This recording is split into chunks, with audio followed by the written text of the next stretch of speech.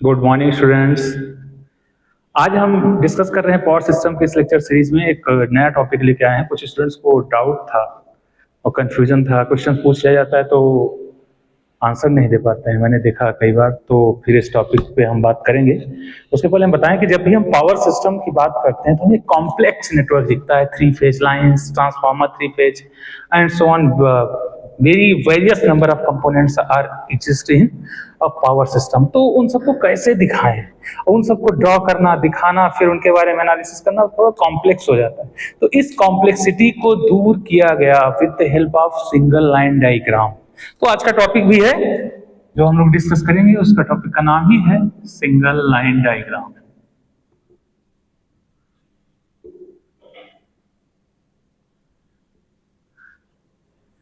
In short इसको हम SLD भी बोलते हैं।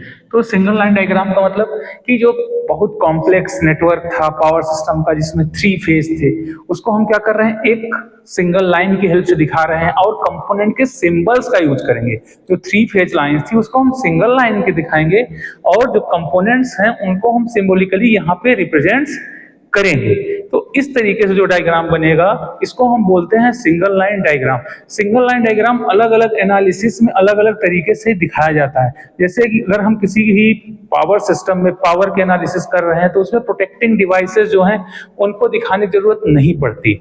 लेकिन अगर हम किसी पावर सिस्टम प्रोटेक्शन की बात कर रहे हैं तो वहां पर सारी प्रोटेक्टिंग डिवाइसेस भी दिखाई जाएंगी।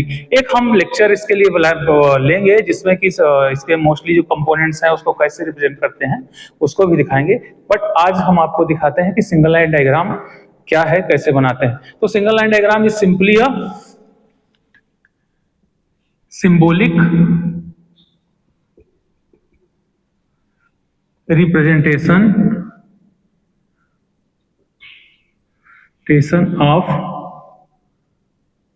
of the components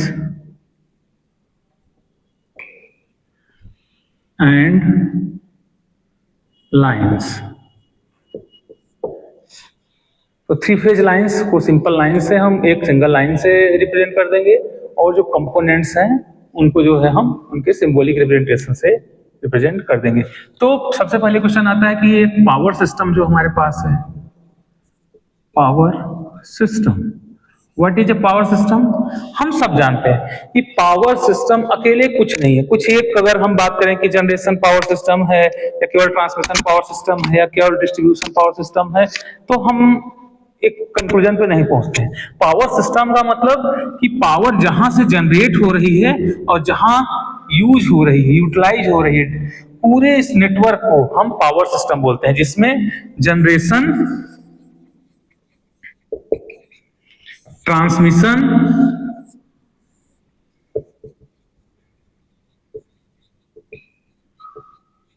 और डिस्ट्रीब्यूशन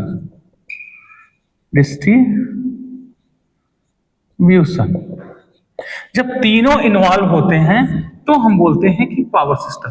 तो power system is a combination of generation of power, transmission of power and distribution of power. तो जब हम सिंगल लाइन डायग्राम बनाएंगे तो यहाँ पे जनरेशन से लेके डिस्ट्रीब्यूशन एंड तक सारे जो भी है इन कंपोनेंट को ध्यान में रखते हुए एक डायग्राम हम बनाएंगे और उसमें हमें देखेंगे कि इन कंपोनेंट्स का क्या रोल है। तो सिंगल लाइन डायग्राम बहुत इंपॉर्टेंट है। जब हम एनालिसिस करते हैं, कोई भी इंजीनियर देखता है, लेआउट देखता है तो सिंगल लाइन डायग्राम ही देखता है। इसके लिए अलग अलग ट्रेनिंग कोर्सेज भी होते हैं जो करिकुलम के बाहर भी होते हैं। इसका एक ट्रेनिंग जो है टाटा भी कराती है, ठीक है। तो जो लोग करना चाहें तो एक्स्ट्रा करिकुलम एक्टिविटी में या सर्टिफिकेशन के लिए टाटा का ऑनलाइन कोर्स रहता है, उसके लिए वो प्राइस चार्ज करते हैं, देख सकते हैं। यहाँ हम एक एग्जांपल लेते हैं। तो सबसे पहले कुछ सिंबल्स हम बता देते हैं जिसका हम यहाँ पे यूज करेंगे। जब हम बात करते हैं जनरेटर की तो एक ऐसा सिंबल बनाते हैं, मतलब कोई एक सिस्टम है जिससे पावर बाहर आ रही है और सिंबली, और कहीं कहीं पे इसको ऐसे भी लिखा रहता है, ये बना दिया जाता है तो जनरेटर हो जाता है। दूसरा अगर हम बात करें मोटर की तो मोटर केस में ऐसे रहता है पावर कमिंग, या मोटर केस में सर्कल में एम बना रहता है, ये है जनरेटर, ये है मोटर। अभी जो डायग्राम बनाएंगे उसमें मोटर तो हमें नहीं दिखेगा, क्योंकि जब हम न्यूमेरिकल करते हैं पावर सिस्टम में सिंगल लाइन डायग्राम दिया रहता है तो वहां पे मोटर लोड की तरह दिखता है। दूसरा एक कंपोनेंट बहुत इंपॉर्टेंट है, इसको हम बोलते हैं ट्रांसफार्मर। तो ट्रांसफार्मर को इस तरीके से दिखाया जाता है, और एक और दूसरा सिंबल भी है ट्रांसफार्मर का, इस तरीके से भी ट्रांसफार्मर को दिखाया जाता है। एक सबसे इंपॉर्टेंट कंपोनेंट है यहाँ पे बस बार। तो बस बार को एक सॉलिड लाइन से चाहे हॉरिजॉन्टल या वर्टिकल दोनों तरीके से दिखाया जाता है। अभी जो हम सिंगल लाइन डायग्राम ड्रॉ करेंगे वहां पे हम हॉरिजॉन्टल केस ही लेंगे। और दूसरा है ट्रांसमिशन लाइन।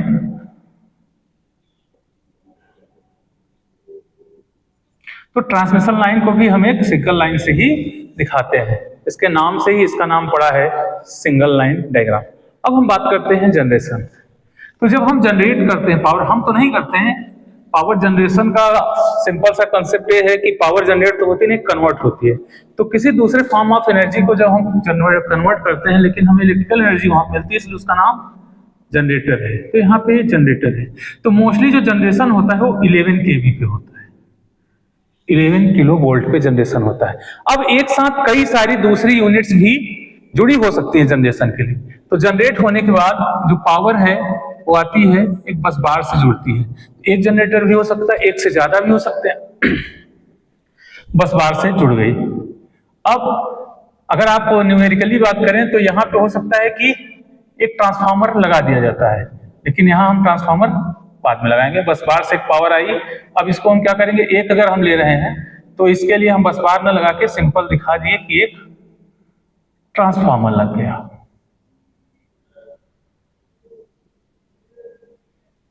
यहां हम प्रोटेक्टिंग डिवाइसेस भी लगा सकते हैं, जैसे यहां के बीच में एक सर्किट ब्रेकर दिखा सकते हैं, बट हम अभी भी कोई भी प्रोटेक्टिंग डिवाइस दिखाने का प्रयास नहीं कर रहे हैं। हम सिंपल आपको दिखाना चाहते हैं, बताना चाहते हैं कि एक सिंगल लाइन डायग्राम क्या है। तो ये है ट्रांसफार्मर। तो ट्रांसफार्मर जो ये होगा, ये क्या करेगा, 11 केवी को 220 केवी में चेंज करेगा। फिर यहां से होगी पावर ट्रांसमिट। ये जो पावर ट्रांसमिट होगी इसको हम बोलते हैं प्राइमरी ट्रांसमिशन। प्राइमरी ट्रांसमिशन, इस ट्रांसमिशन में कोई दूसरे कंपोनेंट, कोई दूसरा सब स्टेशन नहीं जुड़ता है। फिर इस प्राइमरी ट्रांसमिशन के बाद वोल्टेज थोड़ी डाउन कर ली जाती है। यहाँ पे 220 केवी जो है वो 66 केवी पे कर दिया जाता है। यहाँ पे हम क्या कर सकते हैं कि बस बार यूज कर सकते हैं, यहाँ से हम कुछ सब स्टेशंस या लाइंस को भी ऐड कर सकते हैं। तो यहाँ होता है सेकेंडरी ट्रांसमिशन।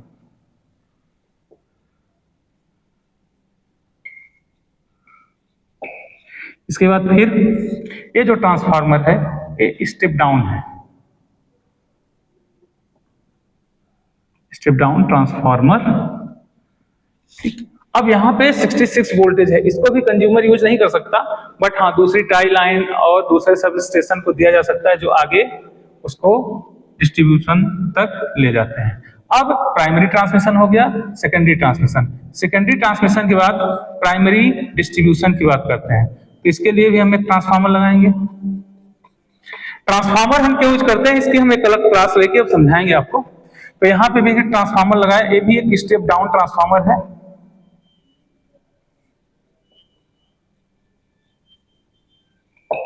तो 66 केवी को 11 केवी तक कम कर देता है। अब ये जो है इसको बोलते हैं प्राइमरी डिस्ट्रीब्यूशन।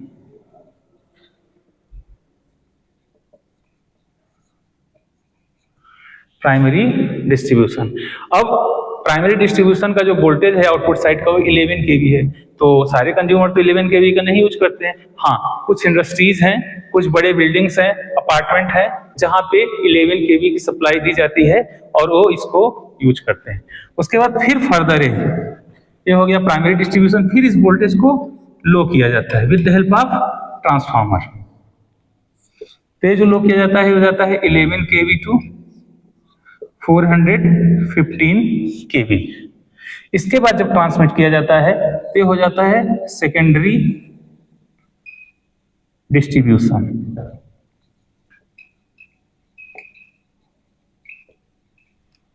अब फिर यहाँ जो 415 वोल्ट आया है, अब ये 415 वोल्ट की लाइन डोमेस्टिक यूज के लिए,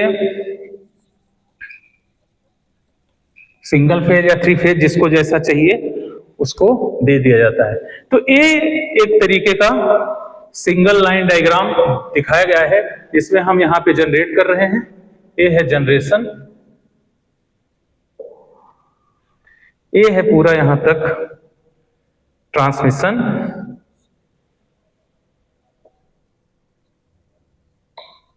अलग अलग वोल्टेज लेवल पे, और उसके बाद ये है डिस्ट्रीब्यूशन। तो एक पावर सिस्टम को हम रिप्रेजेंट किए with the help of single line diagram, और इसीलिए इसका नाम है सिंगल लाइन डायग्राम। जब भी आपसे एग्जाम में पूछा जाता है कि explain single line diagram with the help of an example, तो आपको यही डायग्राम बनाना है और आपको इन कंपोनेंट के बारे में ये रेटिंग्स आपको दिखा देनी है, तो आपको अच्छे मार्क्स मिल जाएंगे। अगर हाँ उसमें लिखता है कि also explain about the components, तो कंपोनेंट्स इसमें ट्रांसफार्मर है, यहाँ पे क्या है, ये है बस बार, बस दो ही कंपोनेंट हैं, ये है लाइंस। ठीक, तो आप इसके बहुत सारे, आप अगर बुक्स या वेबसाइट कोई विजिट करते हैं देखते हैं तो बहुत सारे डायग्राम मिलेंगे, लेकिन एग्जाम में आपको हमेशा ये ध्यान देना है कि जो सिंपलेस्ट डायग्राम हो उसको ही बनाए, जिसको आप बेस्ट वे में एक्सप्लेन कर सकें। तो इस तरीके से सिंगल लाइन डायग्राम कंप्लीट हो गया। नेक्स्ट वीडियोस में हम ट्रांसफार्मर का यूज, और वीडियोस में हम कंपोनेंट्स कौन कौन से यूज होते हैं, उसका सिंबॉलिक रिप्रेजेंटेशन क्या है, उसके बारे में डिस्कस करेंगे। Okay, thank you students.